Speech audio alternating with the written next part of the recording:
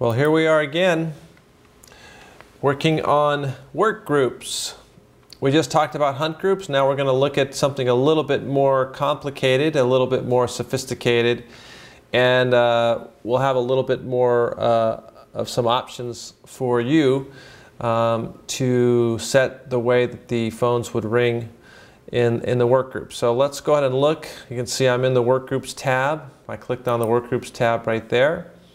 And now we go to this particular work group. I named it Appointment Desk, and it has extension 200. So again, if I want to call that work group to test it, I would dial extension 200. It has a backup extension, just like the Hunt group did.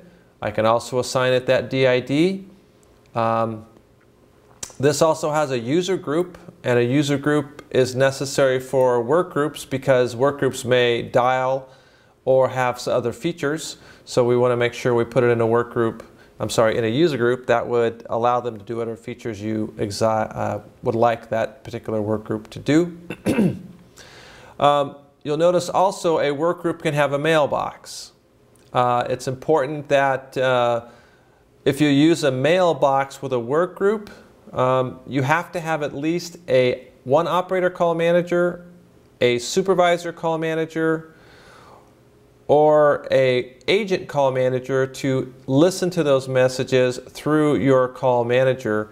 Otherwise, you're going to have to dial the mailbox directly by dialing the mailbox number of the work group itself and then using it through the phone. So you can answer messages through the phone, but if you need to use or you want to use the call manager, you must have a call manager that allows you to have that feature.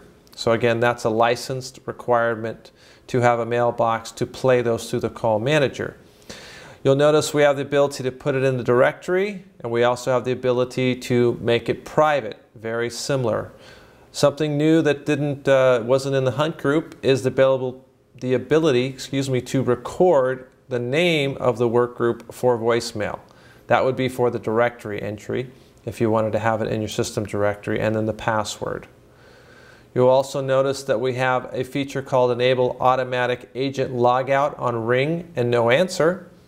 That's pretty self-explanatory. If someone were to call an agent and that person was not at their desk, the system would then log them out of the group, and they would not take another call until they log back into the group, either through the call manager on their desktop, or a supervisor would have to log them in through their management software on their desktop.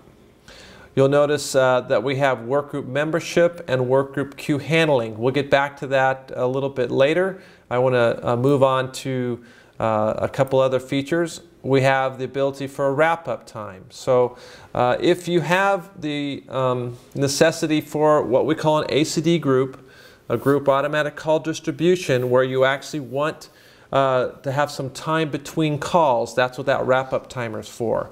So if we were to put 10 seconds there, then, so I'll go ahead and do that. If I put 10 seconds on that timer, and I go ahead and up there, and I'm going to save that real quick, then every time a call comes into the work group, as soon as you hang up, the system's going to give you 10 more seconds of idle time to finish typing or whatever you need to do to finish that ticket or whatever you're working on in that group. You'll notice you also have the ability for the current call handling mode, if it's on hours or off hours, just like the Hunt group. You'll also see that you have a escalation profile and a schedule. Now those are for voicemail delivery, and those you can set up if you need to. Again, that's part of the user profile. Just like in the call manager, you have the ability to set up that escalation profile for your own voicemail messages. You can do the same for the workgroup messages. That schedule, again, is just like the schedule that we had for the Hunt group, where we're going to set the hours that the group is actually on and when it's off. And then you can see down at the bottom here, we're almost to the bottom of the group, we have the distribution pattern. So this is where it gets a little bit more sophisticated than the Hunt group. You notice we have the top down and we have the simultaneous, but we have two other options here. We have a round robin option, which means it's going to go in a circular pattern of always going A, then B, then C, then D, then A, then B, and C, then D.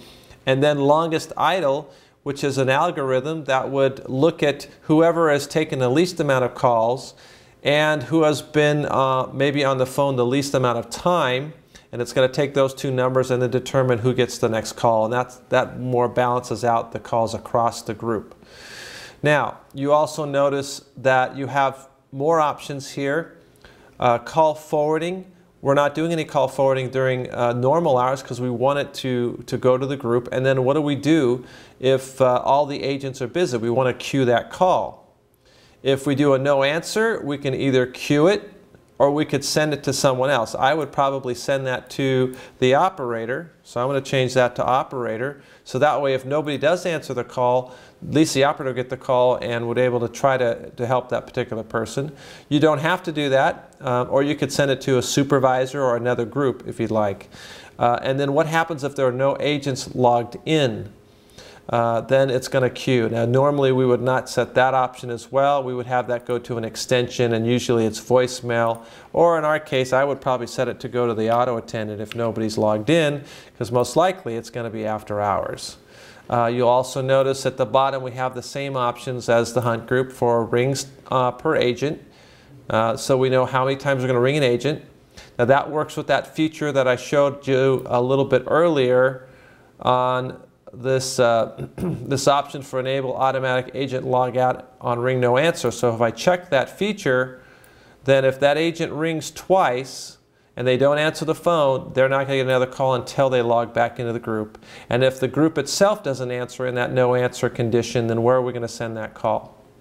And then at the bottom here, again, because we have voicemail, this is where we record the greeting. This is where we'd make the assistant for the group. That would be more for notification purposes. And then we would enable that notification so that assistant would get notification on the group.